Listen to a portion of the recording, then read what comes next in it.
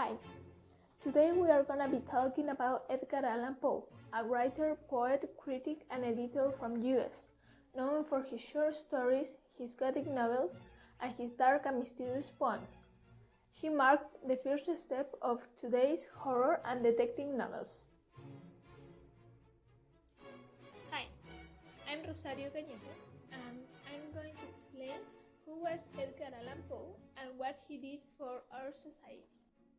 Poe was born on January 19, 1809, in Boston, Massachusetts, and died October 7, 1849.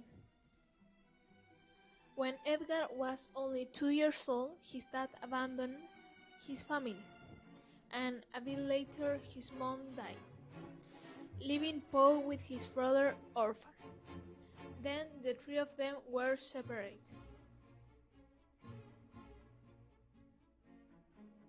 Poe was adopted by the Allen family.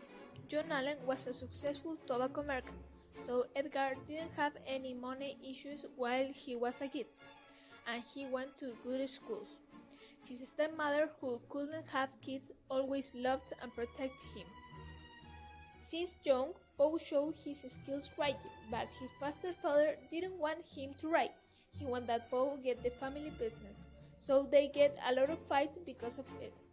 When Edgar was only 14, he was already writing his own poems. Anyway, Poe went to the University of Virginia when he was 17, and problems started then. His stepfather limited his money. Edgar was a big fan of betting and alcohol. He went into a debt and had to leave college. Also, in 1836, he got married with his cousin Virginia Clem. Edgar decided to enlist in 1827 in the U.S. Army. That same year, he published his first book, Tamerlane and Another Poems, credited only to a Bostonian because his stepfather didn't want him to write, and Edgar didn't want to be discovered. Edgar's stepmother fell ill, and when Edgar was able to come back home, Mrs. Allen was already dead. It was very painful for the poet. He moved with his grandma and his son. John Allen decided to make up with his son and helped Edgar to continue his studies in the military academy at West Point in 1830.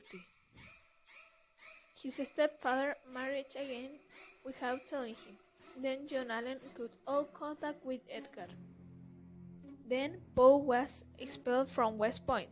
Poe didn't have any friends, didn't have a job, and was facing serious financial problems. He sent a letter